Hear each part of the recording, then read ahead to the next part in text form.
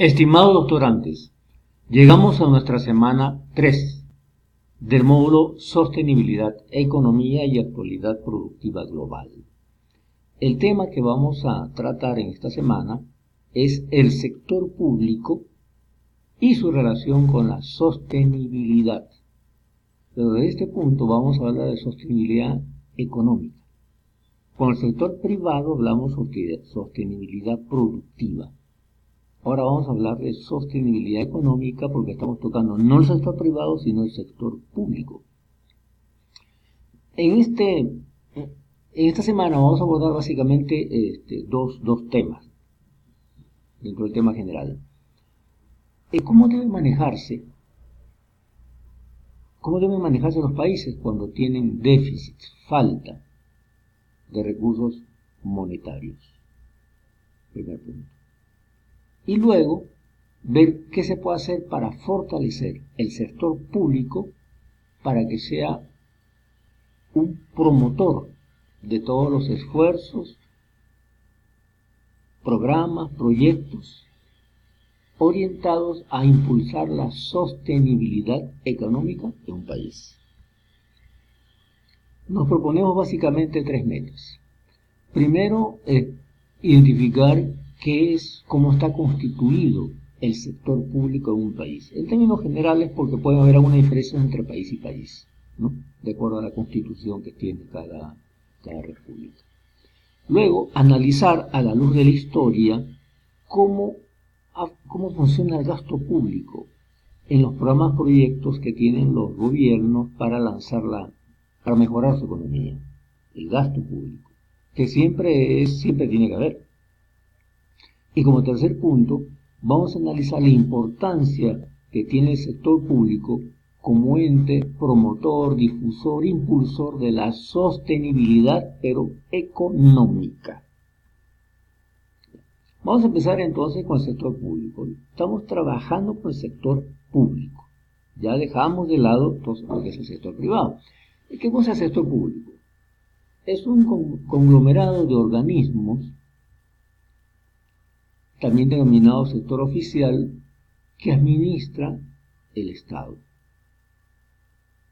¿Qué conforma el sector público? Primero, los poderes: el ejecutivo, el legislativo, judicial, electoral, los que hayan en cada país. Además de los poderes, organismos públicos independientes, como la Fiscalía, la Contraloría, las Defensorías del Ciudadano, del pueblo, en fin, como se denomina en cada país. Pero también la conforman instituciones públicas.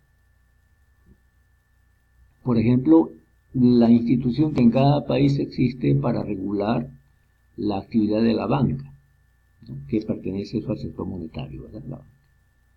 Y también lo conforman empresas públicas, si las hay, porque a veces el Estado es dueño de empresas, y a veces esas empresas están dirigidas mucho a sectores de servicios públicos, ¿no? Electricidad, luz, agua, gas, energía, etc. ¿Qué funciones tiene el sector público tanto en su ámbito nacional, regional o local? Básicamente, establece el marco legal para que funcione la economía de un país. Y recuerden que economía es intercambio, ¿no? Intercambio de elementos en un ambiente de complacencia, de aceptación, de satisfacción, en términos de valor entre las partes. Pero también participa en la oferta y adquisición de bienes, productos y servicios, destinados, por ejemplo, a la defensa nacional. Si un país quiere equiparse con más armas para la policía, eso lo hace directamente el sector público. Igualmente está vinculado a actividades muchas veces de educación, de servicios públicos, de vialidad pública, de comunicaciones, etc. O sea, para comprar, adquirir productos, servicios, bienes de esta naturaleza, ¿no? Pero también la función que tiene el sector público es fija y recauda impuestos, aranceles, pagos que tenemos que hacer nosotros los ciudadanos, las instituciones, las empresas, para obtener algo. Usted quiere sacar una partida de nacimiento, un pasaporte, hay un canon, hay un arancel, hay un pago. Entonces, el Ejecutivo, el sector público, en este caso el nacional, fija eso. Ahora, pero también hay impuestos locales, ¿no? Por ejemplo, usted en un distrito hay que pagar por el servicio de la recolección del aseo, lo que se llama el aseo urbano, o la basura, el alcantarillado, la limpieza de las calles, pues eso, cada alcalde pues fija eso, ¿no? Igualmente distribuye la renta nacional, o sea, de todo lo que hemos recaudado en este país, cuánto le vamos a dar por sector, ¿no? A defensa nacional, a educación, a agricultura, a turismo, etcétera.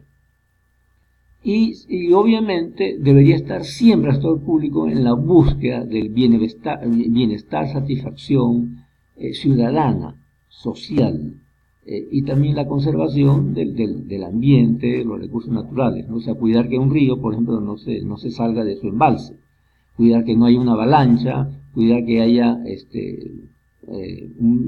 medios mecanismos para cuidarnos de las lluvias, de los desbordes, etcétera. Y también, como decíamos, la satisfacción de nosotros los ciudadanos que habitamos en el país, ¿no? Obviamente que esto es en teoría. En algunos países esto no funciona muy bien, eso lo sabemos, ¿no? Ahora, ¿cuándo el sector público tiene déficit? El sector público, para todo lo que hemos dicho, necesita dinero. Déficit se le presenta cuando necesita más de lo que tiene. Entonces, tiene algunas vías hasta este momento, como sector público. O sea, internamente, ¿cómo el sector público puede puede manejar un déficit? Aumentando impuestos. Entonces eso le caen a los ciudadanos o a las empresas. ¿No? Se va a pagar más impuesto por los trámites, ¿no? O a la empresa, ¿no? O a las empresas.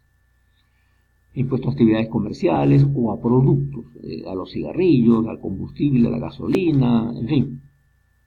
Pero también emiten bonos de deuda pública. Son papeles que tienen un valor facial. O sea, este papel vale 1.000, pero o sea, el que lo compra me da 1.000, pero yo al término del año te voy a dar 1.100, por ejemplo, por ese papel. O sea, usted va a ganar 100, además de recuperar los 1.000, pero después de un año. Ese es un bono. Ahora, eso lo hace el Estado así atractivo, o sea, te doy algo y tú vas a tomar más, pero porque en este momento, en el corto plazo, yo necesito dinero para operar. Un poco ese es el rol del bono de la deuda pública local, porque también hay bonos hacia afuera, eso es otra cosa. Aquí estamos en el sector público en el país, no en relación hacia afuera. Eso lo veremos en la próxima semana, el que es sector externo. Bueno, ¿qué consecuencias tiene que el gobierno, para superar un déficit, por ejecutivo, por el sector público, haya puesto una parrilla de impuestos, ¿no? Un régimen de impuestos? Pero reduce la capacidad de ahorro, porque nosotros al pagar más, bueno, ahora tenemos que pagar más por el derecho de tener una vivienda. Antes pagábamos 100, ahora vamos a pagar 120. Entonces voy a tener que sacar 20 más de lo que pagaba antes. O sea, eso sale de mi ahorro, o sea, de mi inversión, de lo que yo estaba ganando, ahora tengo que disponer más para pagar algo. Entonces, esa es una primera consecuencia. Disminuye la oferta laboral, porque al incrementarse los impuestos, muchas veces algunas empresas reducen personal o cierran, entonces hay menos oferta laboral. Pero también esto lleva a incrementar la pobreza, porque el que tiene poco, al pagar más impuestos, le queda poco para subsistir, para vivir. Entonces come menos, se viste con menos, ya no tiene para distracciones, o reduce sus cuotas de manutención. Si emites la deuda pública, tú tienes que pagar al final del término ofrecido lo que te dieron más un adicional para el otro, como compensación a haberte prestado un dinero, diríamos así, ¿no? Ahora, también esto implica un aumento en los impuestos a los ciudadanos. ¿Por qué? Porque el sector público sabe, si dentro de un año yo tengo que pagar, devolver el dinero que me prestaron más un incremento, Entonces, ¿cómo me voy preparando para tener todo ese dinero y pagar a toda la gente que me compró esos bonos? Entonces, empiezo a poner impuesto ahora para dentro de un año tener con qué devolver esa plata prestada más el rédito de interés que se debe haber ganado por el bono.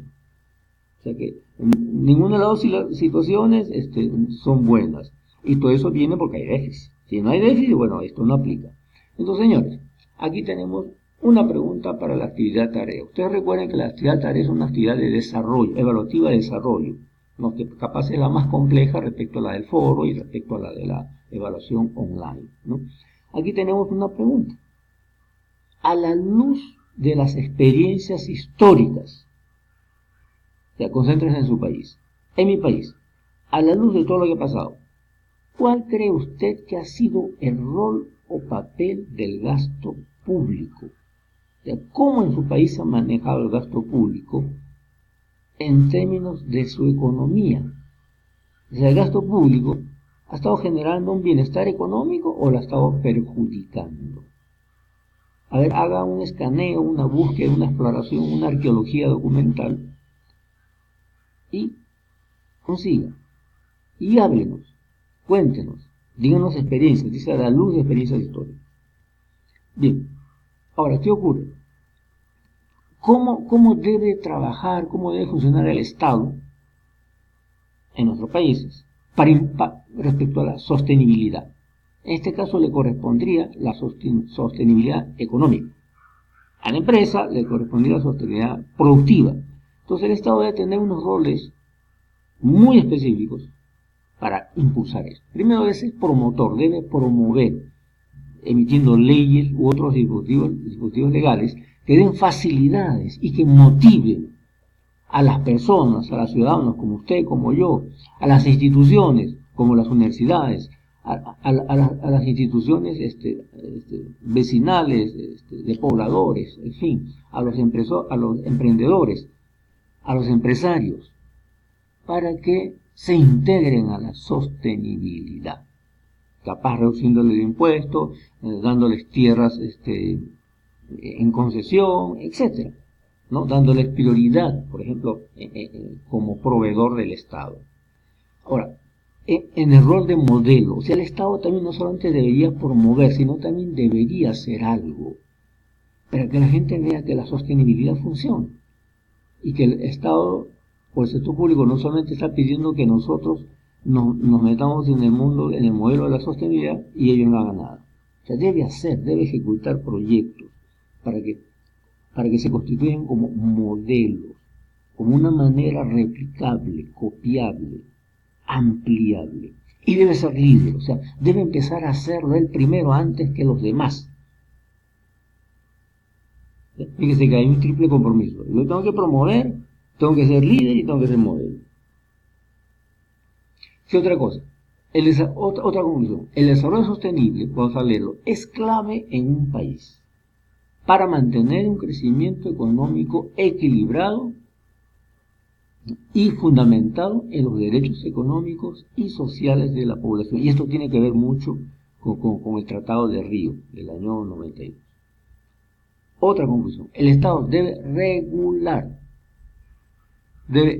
las fuerzas de producción y las relaciones de mercado y proteger los intereses nacionales. O sea, debería evitar que haya monopolio, oligopolio, que haya mercados de productos fraudulentos, de productos digamos que contaminen, que perjudiquen no solamente la economía, sino también el bienestar, la salud de las personas. Otra, es responsabilidad del Estado garantizar la oferta equitativa y el acceso a los servicios de calidad en áreas clave. ¿Cuáles son esas? Transporte, salud, educación, energía, agua, vivienda, así como la protección social y todos los derechos sociales y económicos. Para terminar, el desarrollo sostenible depende necesariamente de las decisiones políticas de los gobiernos, de los intereses y de los poderes que están en este momento oficiando en los países. Dado que es a través de las vías democráticas que se eligen a estos gobernantes, En definitiva, las decisiones políticas de los gobiernos dependen de cada uno de nosotros, porque somos los electores. O sea, señores, tenemos que dejar de echarle la culpa a los gobernantes. A ellos los hemos elegido nosotros. Lo que tenemos nosotros que pensar cada vez que estemos frente con nuestro voto para elegirlos. Debido a eso, entonces, el desarrollo sostenido económico de un país va a depender más que de los gobernantes, de nosotros. Porque nosotros somos quienes elegimos a ellos y quienes ellos deben tener la función de adoptar el rol de promotor, líder y modelo. En conclusión, el sector público o el sector oficial existe y es único en cada país. No hay dos. Una de sus funciones es conducir la economía. Y eso es clave. Una conducción económica eficiente requiere de inversión pública. De inversión privada también, pero en primera instancia de la inversión pública. La inversión pública es clave para el desarrollo económico del país. El Estado tiene, dijimos, tres roles clave: promotor, modelo y líder para impulsar la sostenibilidad económica del país. Si el país quiere alinearse en el contexto de sostenibilidad global, su sector público y el privado deberán trabajar juntos en proyectos y acciones de desarrollo sostenido económico.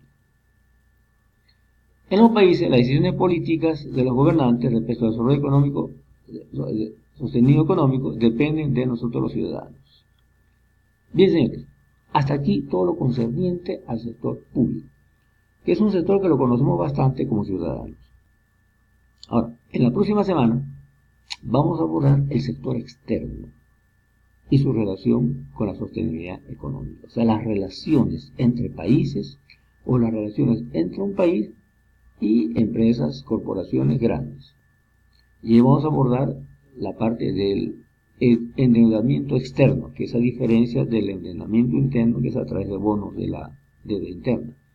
Los sistemas de tipo de cambio que hay entre monedas, el comercio o flujo de transacción internacional y los flujos de capital y las crisis financieras que se pueden dar. Bien, señores, entonces les recuerdo que en esta semana tienen que cubrir ustedes su intervención en los foros, su tarea que fue enunciada y también concluir con su evaluación online. Hasta luego.